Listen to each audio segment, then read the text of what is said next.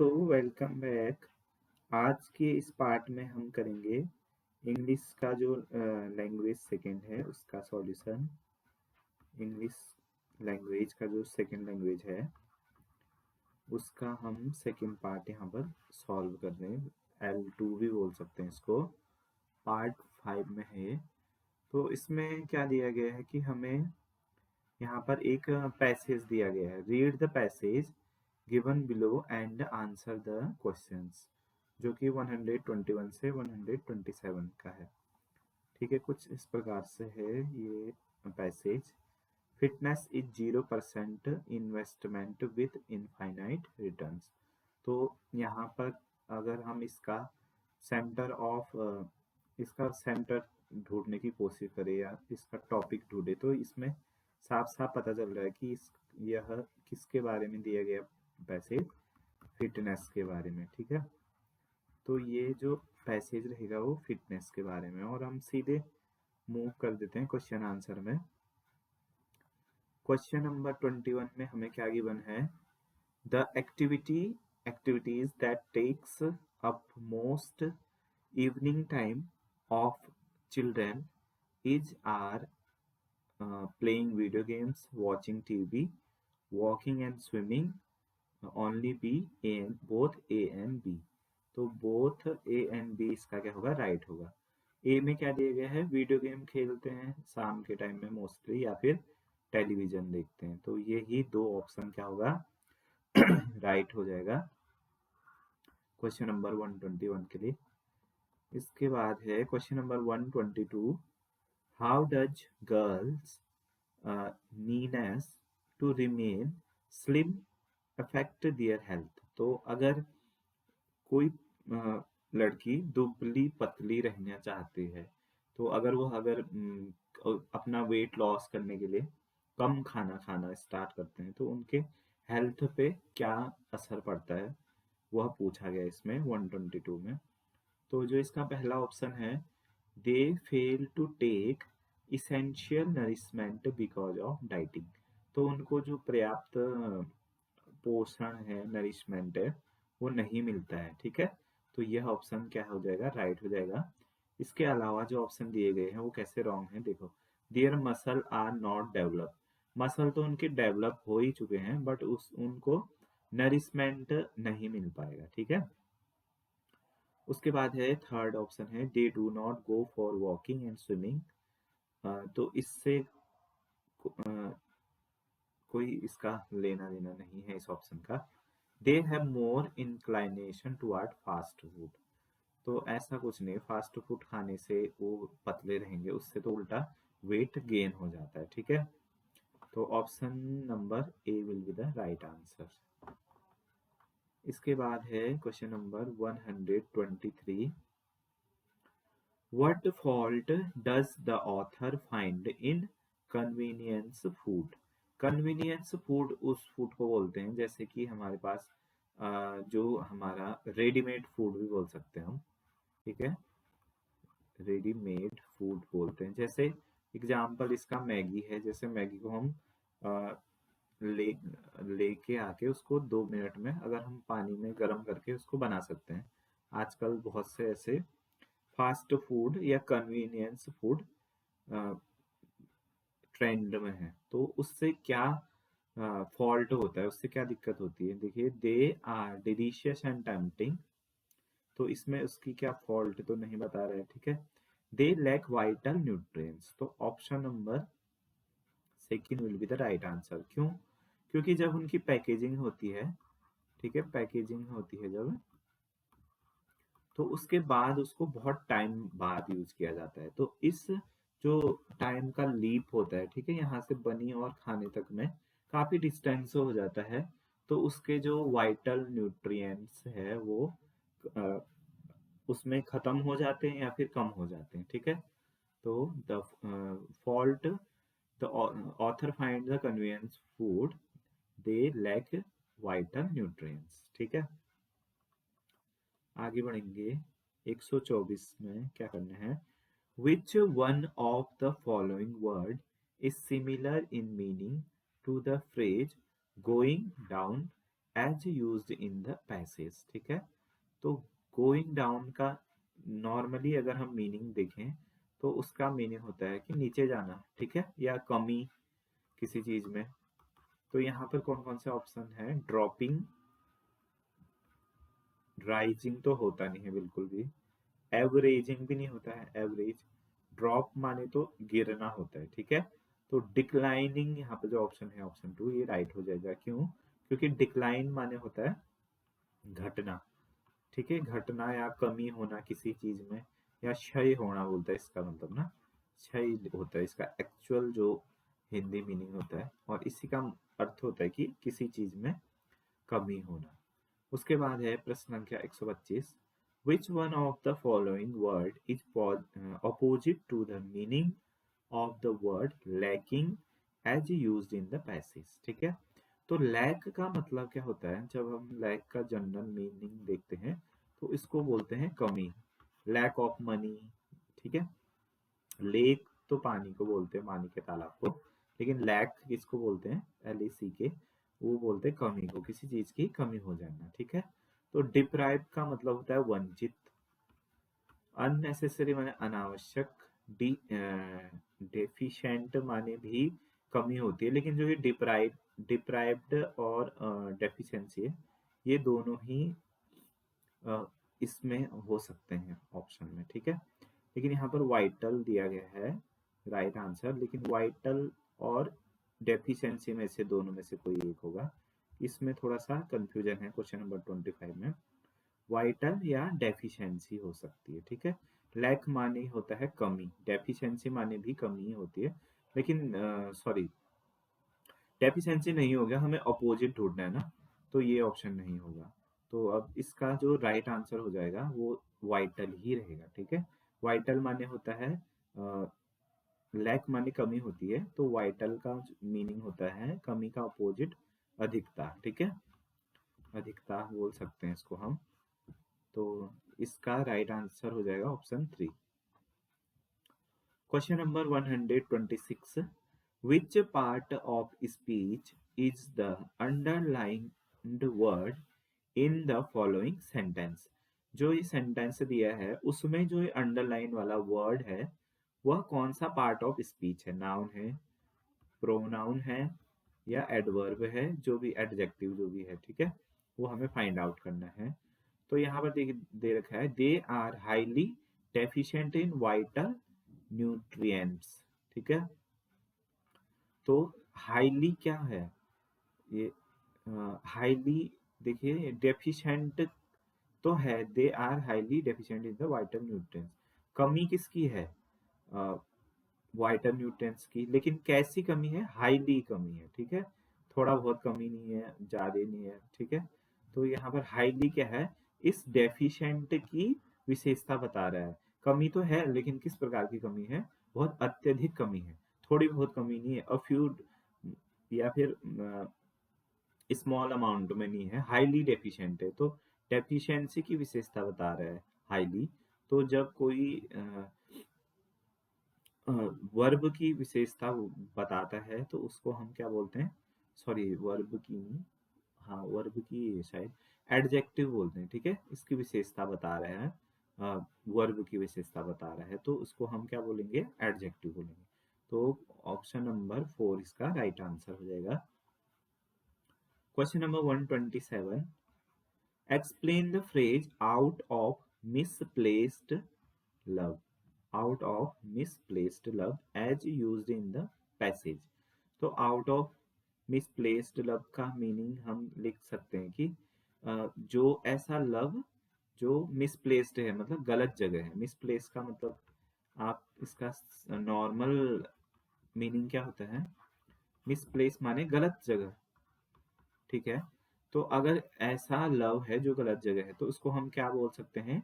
Love that is harmful. Option number 1 इसका right answer हो जाएगा। लव दैट इज ब्लाइंड भी नहीं होगा, लव दैट लुक्स डिसिप्लिन ये भी नहीं होगा, लव डज नॉट एग्जिस्ट ये भी नहीं होगा। ऑप्शन नंबर 1 इसका राइट आंसर हो जाएगा।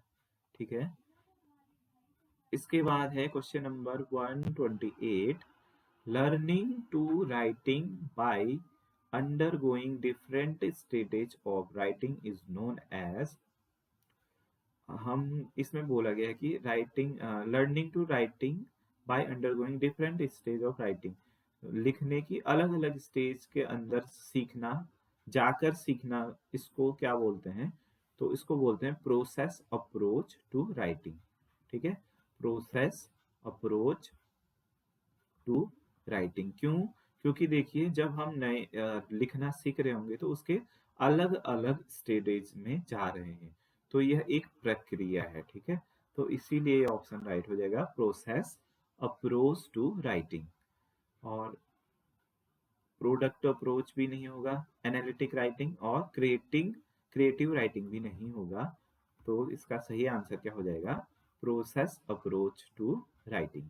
ठीक है, question number 129, which of the following is the most suitable assessment activity, assessment माने होता है आकलन, activity for assessing learners communication skill।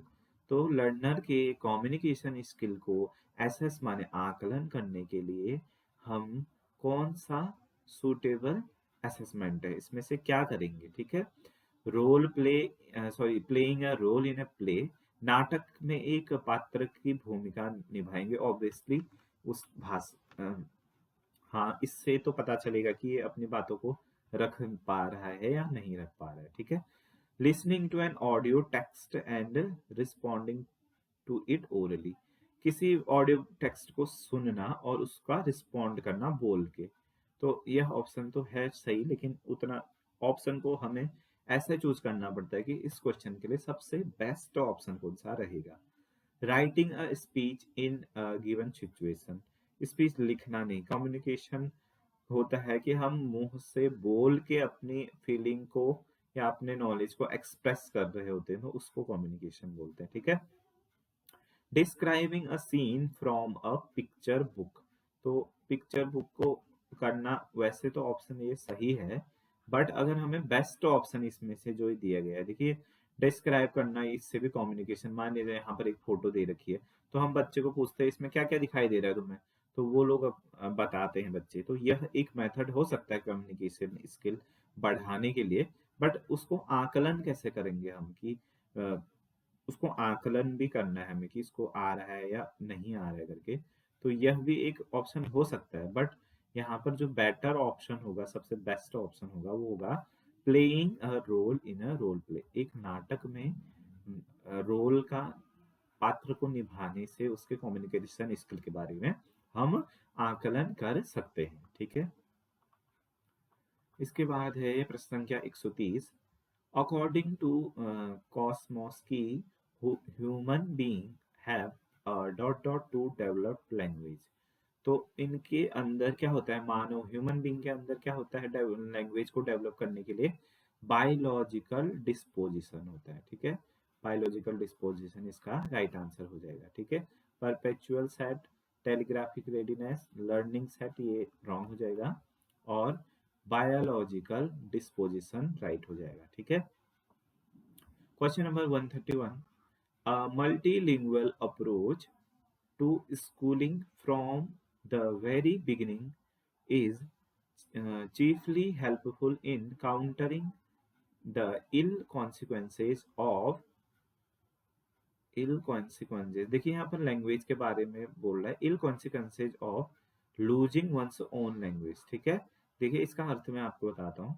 Multi language approach to schooling, अगर स्कूल में बहुभाषी अप्रोच हो, ठीक है, आप किसी भी, जैसे हिंदी भी बोल सकते हो, इंग्लिश में भी अपने एक्सप्रेस कर सकते हो, यहाँ तक कि साइंस में तो आप चित्र बना के भी एक्सप्रेस कर सकते हैं। मान लीजिए आपको कोई चीज नहीं आ रही है, तो साइंस में ये होता है कि डायग्राम से भी आप अप्रोच कर सकते हो। ठीक है, खैर वो तो लिंग्विस्टिक नहीं है, भाषा नहीं है, लेकिन जैसे बेसिकली अगर हम हिंदी, इंग्लिश और कोई भाषा में अगर मल्टीपल अप्रोच है स्कूलिंग में है, from beginning is cheap and helpful, वो क्या है, शुरुआत से अगर हम ऐसा करते हैं तो वो सस्ता होगा और सहायक होगा इन काउंटर करने के लिए ill consequences of losing one's own language, किसी का अपना जो ओन लैंग्वेज है उसको लूज करने से बचाने का ये सबसे बेस्ट तरीका है। ठीक है, अब हम पढ़ाए जा रहे हैं इंग्लिश में, और वो बेचारा अगर हिंदी भाषी है मान लिया जाए, तो उसको दिक्कत हो सकती है, वो छोड़ देगा हिंदी को, इंग्लिश में ही कर देगा उसके बाद ना। तो यह अप्रोच कौन सा होगा? Losing one's own language. ठीक है, ऑप्शन नंबर 2। प्रश्न संख्या 132, you engage your learners in a fun energize activity before beginning a new lesson. ठीक है, आपने नया लेसन शुरू करने से पहले उनको एक एनर्जी एक्टिविटी में एंगेज किया है। You do this to, you do this to, ये करने के लिए तुम्हें क्या करना पड़ेगा? तो इसका राइट आंसर हो जाएगा motivate and prepare learner for the class. तो हमें क्या करना पड़ेगा? मोटिवेट करना पड़ेगा और प्रिपेयर करना पड़ेगा लर्नर्स फॉर क्लास के लिए। ठीक है, तभी हम थोड़ा सा एनर्जी एक्टिविटी करेंगे क्लास शुरू होने से पहले। इसके बाद है प्रश्न संख्या 133, constructivism as a learning theory beliefs.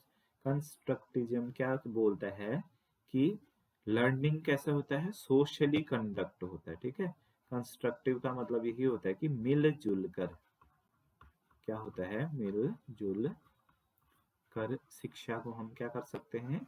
अच्छे तरीके से ग्रहण कर सकते हैं, लर्निंग कर सकते हैं। ठीक है, इसके बाद है प्रश्न संख्या 134, sometime people combine element of different language in the same sentence.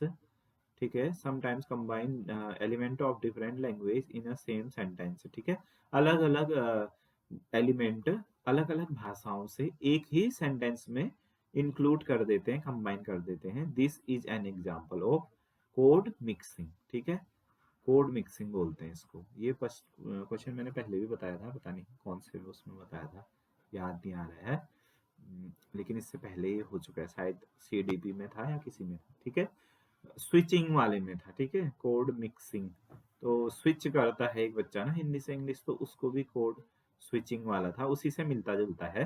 तो देखिए, अगर अगर अलग अलग उसको स्विच बोलते हैं, जैसे हिंदी से इंग्लिश करेगा, लेकिन यहाँ पर क्या दिया है? अगर दो लैंग्वेज को मिक्स कर रहा है उसके एलिमेंट्स को, तो इसको बोलेंगे कोड मिक्सिंग। ठीक है, students often lack confidence when speaking due to the unique pronunciation rule of the language.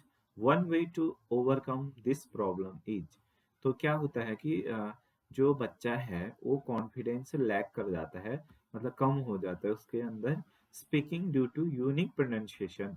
अब यूनिक प्रोनाउंसिएशन मतलब कुछ शब्दों का एक खास तौर पे उच्चारण होता है। जैसे यही शब्द है प्रोनाउंसिएशन, इसका एग्जैक्ट प्रोनाउंसिएशन है, लेकिन कोई इसे प्रोनाउंसिएशन भी पढ़ सकता है जिसको पता नहीं है।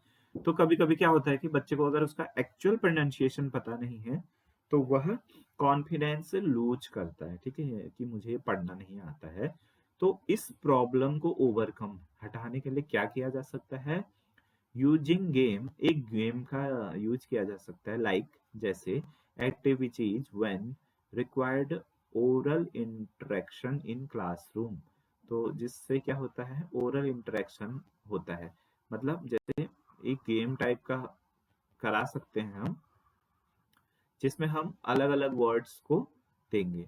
तो इससे होगा क्या? इसका इफेक्ट क्या पड़ेगा कि जो बच्चों को, जैसे मान लीजिए हमने बोला, जैसे एक चैप्टर से ही हमने अलग अलग वर्ड्स बोले कि तुम ये वाला वर्ड पढ़ो करके। ठीक है, उसके बाद दूसरे बच्चे ने वो पढ़ा, तो इसमें क्या होगा कि एक दूसरे को देख के ही सीख लेंगे बच्चे की उसका प्रोनाउंसिएशन क्या है एग्जैक्ट, अगर उनको नहीं आता है इन केस में। ठीक है, और अगर बच्चे को गलत प्रोनाउंस कर रहा है, तो उसको जो वहां पर अध्यापक है उसको ठीक कर सकता है कि आप यह गलत प्रोनाउंस कर रहे हैं। ठीक है, तो ये था क्वेश्चन नंबर 135।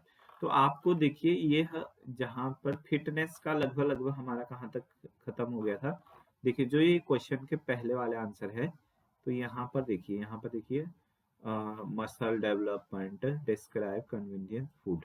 ठीक है, तो ये पैराग्राफ था कन्वीनियंट फूड या फिटनेस के बारे में था। ठीक है, फिटनेस किससे होता है, फूड किस टाइप से खाना है, तो इससे रिलेटेड जो क्वेश्चन थे ये लगभग हमारे पास कहाँ पर तक थे, जहाँ तक के ये क्वेश्चन आ रहे थे। देखिए, यहाँ पर तक, ठीक है, 124 तक, यहाँ तक। इसके बाद क्योंकि इसमें अब कोई भी क्वेश्चन नहीं, ये भी है 126 और 129 से अब जो ये क्वेश्चन आ रहे हैं तो ये पैसेज के नहीं है, ठीक है, ये सीडीपी के भी है, मतलब सॉरी सीडीपी के नहीं बोलेंगे इसको, हम बोलेंगे सब्जेक्ट का पेडागोजी, इंग्लिश की पेडागोजी से हल्का फुल्का इसको हम मोटिवेटेड क्वेश्चन बोल सकते हैं, क्योंकि अगर इंग्लिश की पूरी पेडागोजी दे दी इन्होंने, सॉरी हाँ, इंग्लिश की पूरी पेडागोजी देगी तो जिनका सब्जेक्ट इंग्लिश है, इंग्लिश सब्जेक्ट वाले जो है वही करवाएंगे क्वेश्चनों को, इसलिए इसका लेवल थोड़ा सा हल्का रखा है। बट हाँ, जिनका इंग्लिश सब्जेक्ट ही रहा है ग्रेजुएशन में, ठीक है, पीजी में, तो उनके लिए तो फिर यह बाएं हाथ का खेल है ही, ठीक है।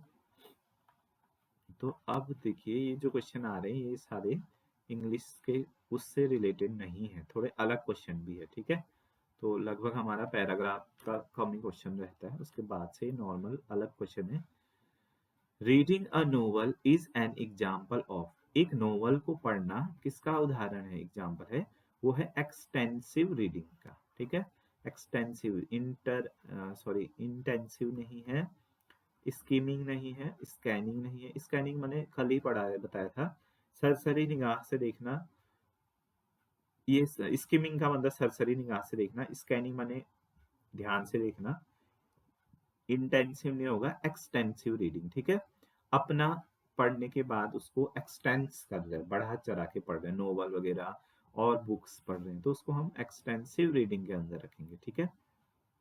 Question number 137, what is the basic objective of using a question, क्या लिखा है, कोटेशन इन एनी ऐसे, तो कोटेशन उसको बोलते हैं, किसी कहानी में कोटेशन का ऑब्जेक्टिव क्या होता है।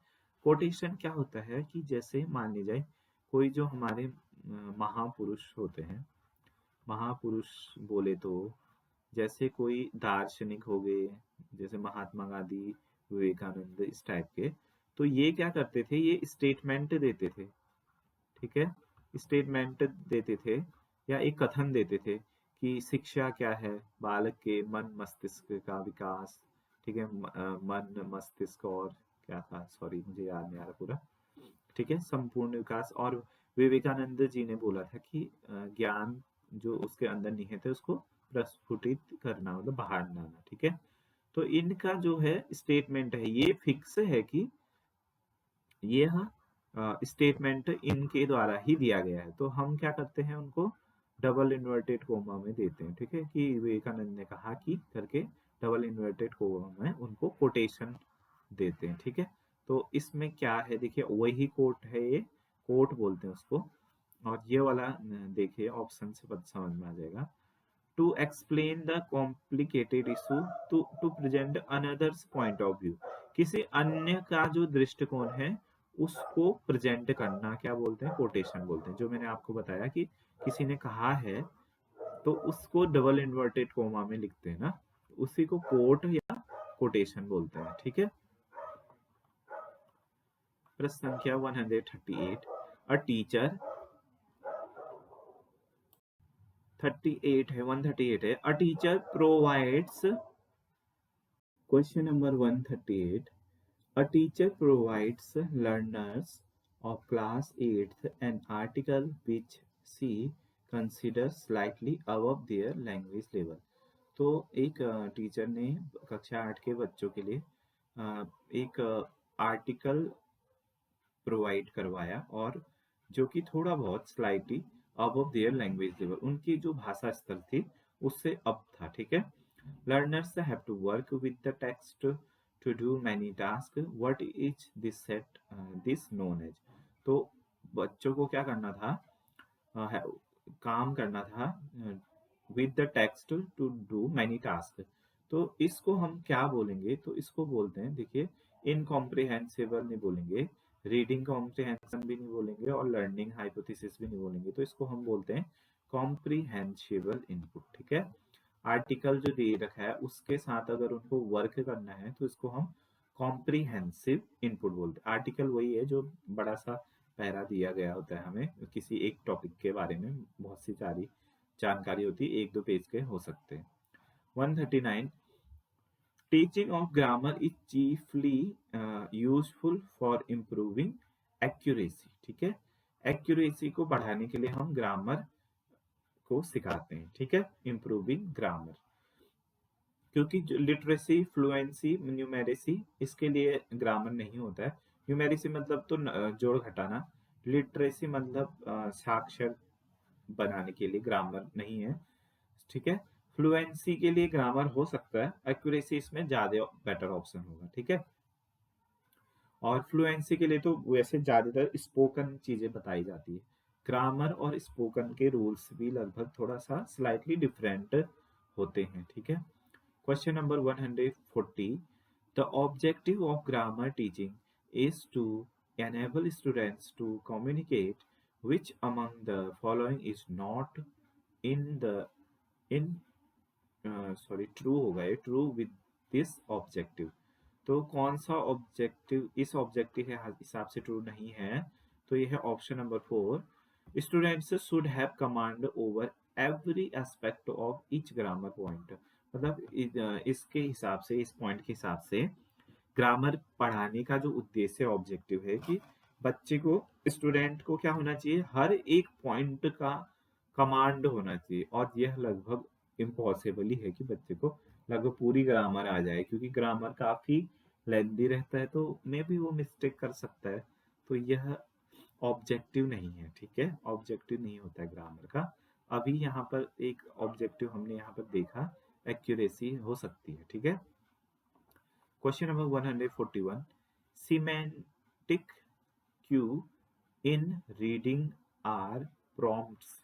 जो सिमेंटिक क्यू होता है, सिमेंटिक क्यू इन रीडिंग पढ़ने में, वो क्या होता है? That support the meaning making process. ठीक है, वो क्या करता है? सपोर्ट करता है मीनिंग मेकिंग, मीनिंग को बनाने की प्रक्रिया को सपोर्ट करता है। ठीक है, सिमेंटिक क्यूज। इसके बाद है question number 142 which approach to language teaching learning believe language is a habit. तो कौन सा अप्रोच यह मानता है कि लैंग्वेज इज अ हैबिट? ठीक है, लैंग्वेज हैबिट है, तो यह कौन सा है? कोऑपरेटिव लैंग्वेज लर्निंग नहीं, नेचुरल अप्रोच नहीं, कम्युनिकेटिव लैंग्वेज टीचिंग भी नहीं। तो कौन मानता है? ऑडियो लिंग्वेलिज्म जो है क्या मानता है कि लैंग्वेज एक हैबिट है, ऑडियो लिंग्वेज लिंगुएज। ठीक है, सॉरी, इसका प्रोनाउंसिएशन आप देख लीजिए, ऑडियो लैंग्वेज। ठीक है, आगे बढ़ेंगे। अब देखिए यहाँ पर एक हमें फिर से एक पैराग्राफ दे रखा है जो पैरा 2 है। तो पैरा 1 था, उसके बाद हमारे पास कुछ क्वेश्चंस थे, उसके बाद देखिए यहाँ पर पैरा 2 है और इससे रिलेटेड हमें क्वेश्चन करना है। तो आप इसको एक बार सरसरी निगाह से पढ़ लीजिएगा। ठीक है, स्कीमिंग कर लीजिएगा इसका। ठीक है, और उसके बाद हम देखिए, मैं आपको डायरेक्ट इसका आंसर बता देता हूँ। 143 the goals in heaven the gods in heaven were afraid of King CB because। तो कि जो भगवान थे स्वर्ग के, वो डरे हुए थे किंग सीबी से। क्यों? Because they thought that Sibi might take away their kingdom. क्योंकि उनको लगता था कि सीबी क्या कर सकता है, उनका राज्य हड़प सकता है। ठीक है, आपको इसका आंसर कहाँ पर मिल सकता है? अफ्रेड देखना पड़ेगा। ये है अफ्रेड या फेयर्ड, एक ही होता है। ठीक है, फेयर्ड दिया है यहाँ पर, अफ्रेड का ही सिनोनिम से है फेयर्ड। तो उनको फेयर था क्या? Sibi might one day take away their kingdom. ठीक है, ये इसका यहाँ से आप आंसर निकाल सकते हो ऐसे करके। ठीक है, the king saved dot dot from the fair sea dot dot. तो फेयर सी का, सॉरी, 144 का है, द किंग ने बचाया डॉट डॉट को फ्रॉम द फ्राई सी, मतलब गुस्सेल किससे बचाया, किसको बताया? ईगल को बचाया, डोव से बचाया। ठीक है, तो इसका यहाँ पर हमें कहाँ से मिलेगा इसका आंसर? इसका आंसर देखिए, किंग सेव्ड करके सेव्ड वर्ड ढूंढना पड़ेगा, या रेस्क्यू इस टाइप से। तो यहाँ पर है, देखिए यहाँ पर किंग गेव सेल्चर दिया है, ठीक है, केव गेव सेल्चर एंड सेव्ड हर, किसको सेव्ड किया, यहाँ पर देखिए ये है, यहाँ पर scared dove flying to him and it was followed by pricey looking eagle, तो ईगल से बचाया, किसको बचाया, डोव को बचाया, ठीक है। तो यहाँ से इसका आंसर आप कर सकते हो।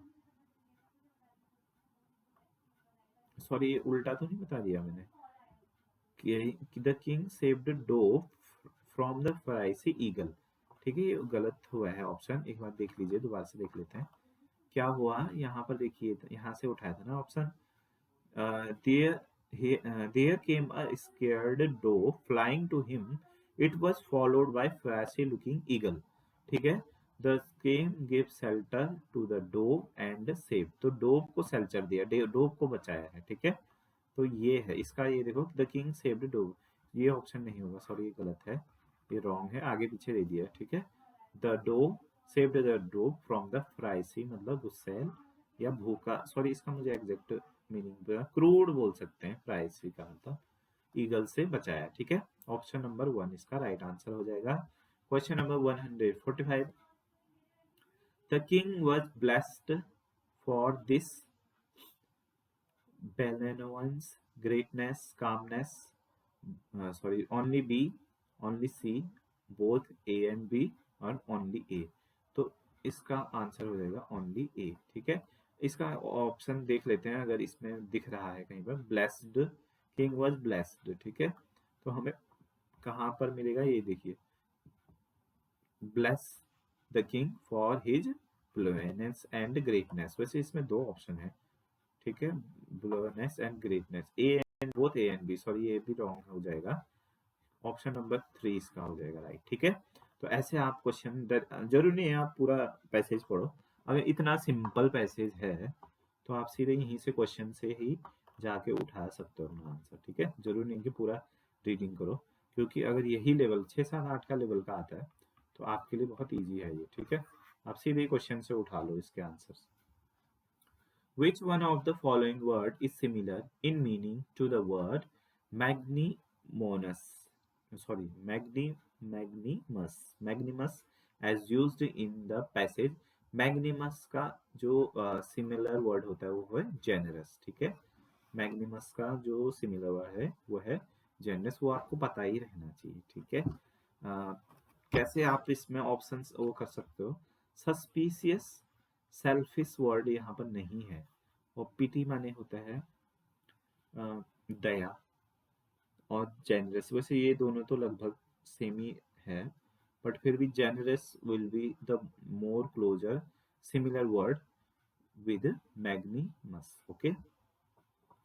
आगे बढ़ेंगे, question number 147, which one of the following word is opposite in the meaning to the word fires as used in the passage?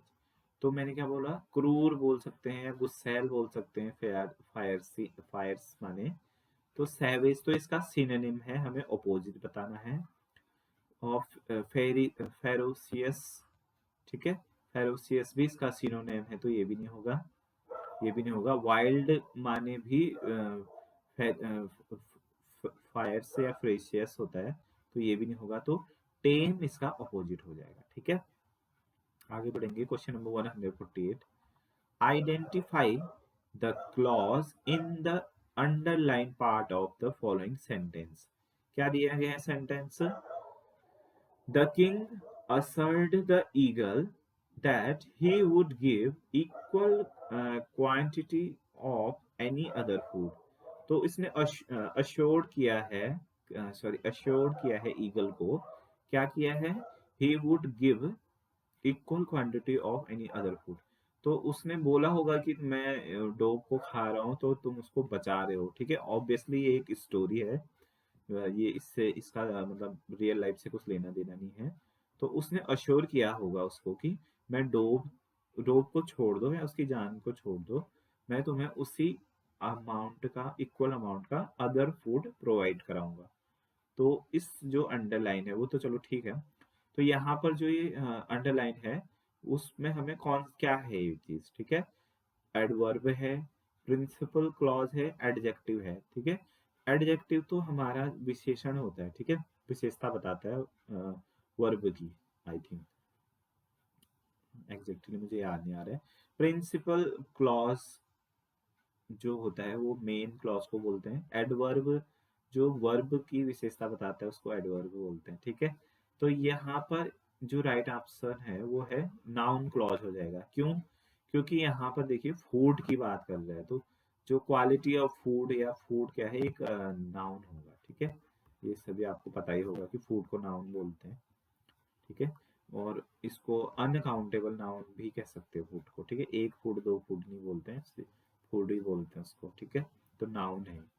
अगर आपको वैसे याद नहीं आएगा तो फूड क्या है, अनकाउंटेबल नाउन है, तो ऐसे करके आप इसको सही लगा सकते हो, ठीक है। 149.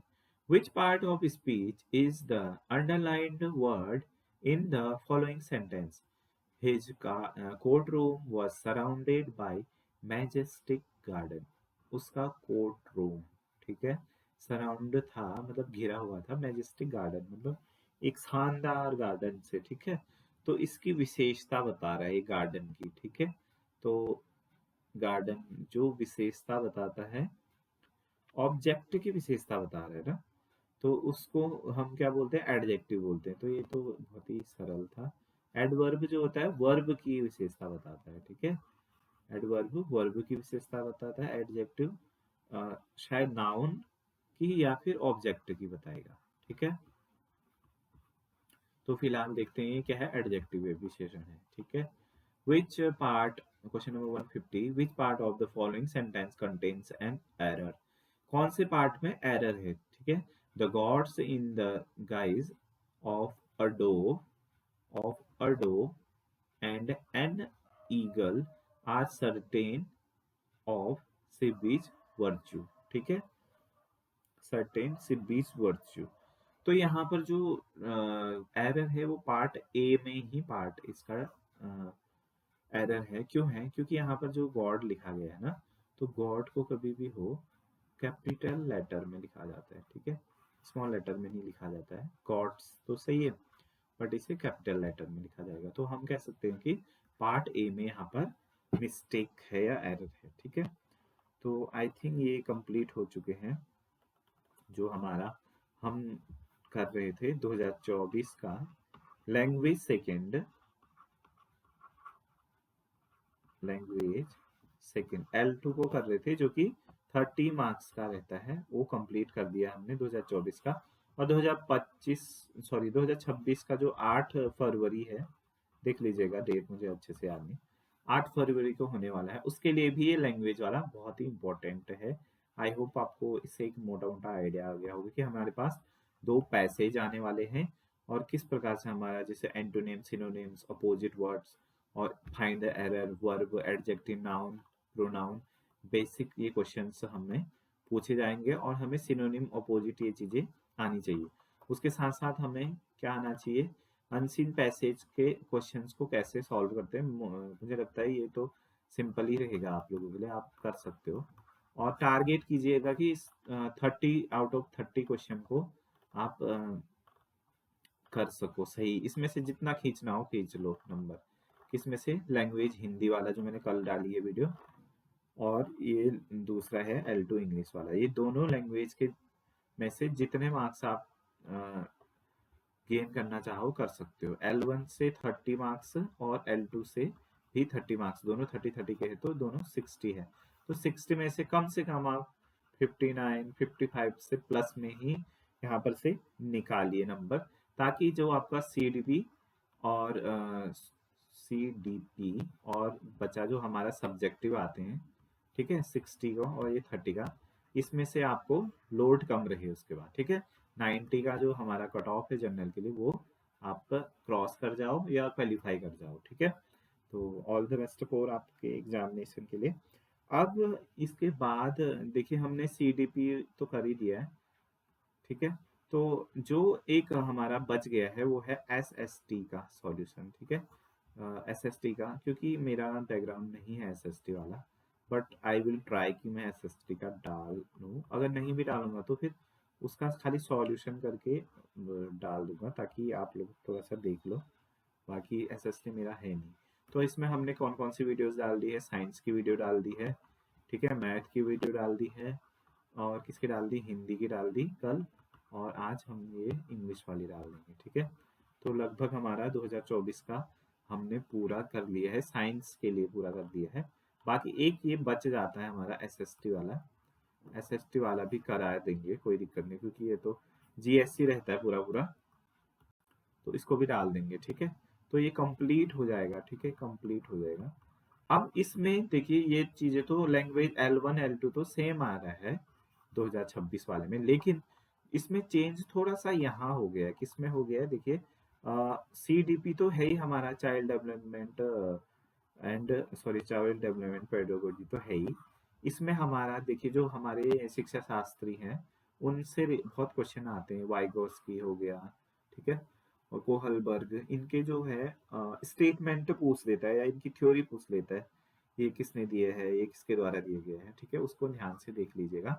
और यहाँ पर इस बार ये चेंज है कि जो हमारा मार्क्स का सब्जेक्टिव है उसमें जो साइंस का है 30 साइंस का हुआ, 30 मैथ्स का, इस 30 में से 10 नंबर का ही सब्जेक्ट, सॉरी 20 नंबर का मैथ्स के प्योर मैथ्स का पूछेगा और 20 नंबर का प्योर साइंस का पूछेगा।